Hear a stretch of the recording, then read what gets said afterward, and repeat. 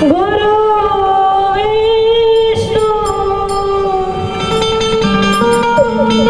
साक्षात गुरुदेव नमः। तो गुरु गोविंद दोनों खड़े, मैं किसको लागू पाए। बलिहारी सतगुरुदेवनी मुझे गोविंद दियो दिखाए।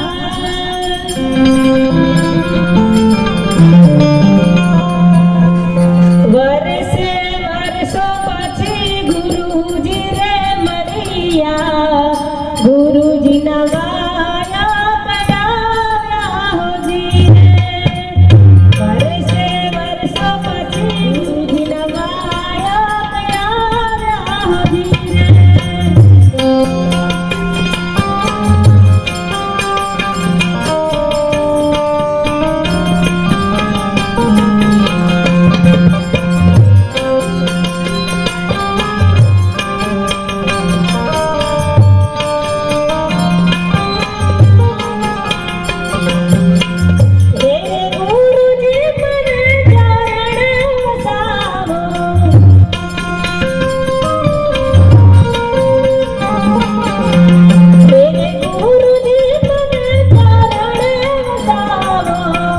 पापितन पावन कारो धीरे, पापितन पावन कारो धीरे।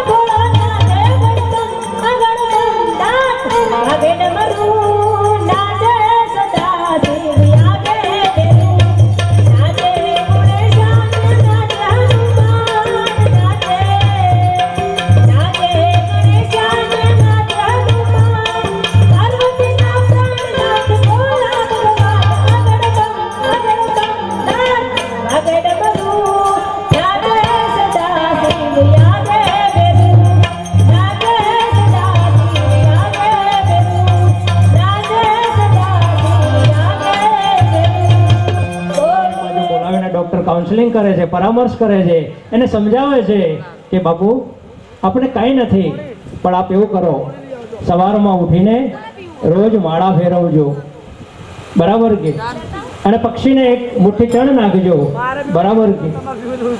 ઘરે જાય છે, વિચારે છે કે મારા ડૉક્ટર સાહેબે કંઈક મને કહ્યું હતું, એટલે 5 વાગે ઉઠી જાય છે અને સરસ મજાનો આંગણામાં લીમડાનું ઝાડ હતું, એના ઉપર બાપા તો ફટફટ ફટફટ પગથિયા ચડી ગયા અને લીમડા ઉપર ચડી ગયા. કાગડાનો માળો પોપટમાં, પોપટનો માળો કાગડામાં, એમ કરતા કરતા નીચે એના દીકરાના વહુ જોઈ ગયા કે આ બાપા શું કરે છે. એટલે પેલા દીકરો ઉઠીને આવ્યો કે બાપા તમે શું કરો છો? કે ડૉક્ટરે કીધું માળા ફેરવો, એટલે હું માળા ફેરવું છું, કાબરનો ચકલામાં, ચકલાનો પોપટમાં. એટલે મિત્રો, વર્ષ દરમિયાન નોકરી જ કરી હોય, કામ કર્યું હોય, ખેતી કરી હોય, મજૂરી કરી હોય, પણ ક્યારે મંદિર ના આવ્યા હોય તો આ આપણી જે ભક્તિની માળા છે એ માળા કોઈને હાથમાં ના લીધી હોય તો પેટમાં દુઃખના લાડા જ હોય. એટલે આપણે ક્યારેક ક્યારેક આપણા સંતાનોને સાથે લાવીએ. આપણા નાના બાળકો છે, નિશાળે જે ભણતા બાળકો છે, એવાને આંગળી પકડી અને આ મંદિર સુધી લાવવા જોઈએ. આપણે ક્યારેય પૂછતા નથી કે તું શેમાં ભણે છે. હું કોલેજમાં છોકરાઓને ભણાવું છું, એટલે ઘણા વાલી આવે મારા પાસે કે સાહેબ મારો છોકરો છે અને એ ભણવા આવે છે. અમે એને પૂછીએ કે નામે એટલું જ એને ખબર હોય, શેમાં ભણે છે કાંઈ ખબર ના હોય. જો ઘરની ખબર ના રાખીએ, ગામની ખબર ના રાખીએ, મંદિરની ખબર ના રાખીએ, આપણી ધાર્મિકતાની ખબર ના રાખીએ, આપણા તહેવાર કે આપણા વ્યવહારની ખબર ના રાખીએ, આપણા સંતાન કે ગુરુની ખબર ના રાખીએ, તો આપણે ખબર કોની રાખીએ છીએ? ગામમાં બેઠા બેઠા બસ 14 વેળા કરે જવાના અને ઓટલા તોડવાના, એના માટે જીવન મળ્યું છે? ના મિત્રો, આપણને ભગવાને આ 84 લક્ષ અવતારમાંથી આટલો સરસ મજાનો જો અવતાર આપ્યો હોય ને, તો સવારમાં ઉઠીને પહેલા માતા પિતાના દર્શન કરીને, મંદિરના દર્શન કરીને આપણા જીવનની ધન્યતા અનુભવવી જોઈએ. આજે આ બધું ફૂટી રહ્યું છે એના કારણે આપણી ધાર્મિકતા થશે અને એકલું વિજ્ઞાન વિકાસ કરશે તો પણ અધોગતિ થશે. એટલા માટે વિજ્ઞાન અને ધર્મ બંનેને સાથે રાખી સુમેળ સાધીને જો પ્રગતિ કરવામાં આવે તો જ આપણો વિકાસ થાય. એટલે મિત્રો થોડોક તો ગુરુ પંચ પંકજ પૂજતો ચૌદ લોક પૂજા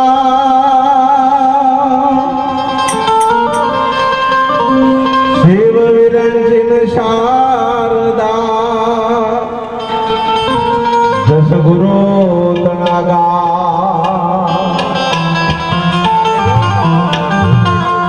માટે પશુ કી બોના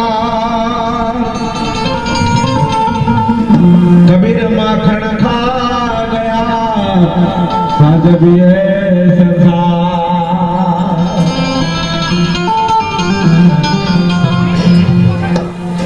अरे गुरु ना वचने चलो रे संतो भाई गुरु ना वचने चलो जी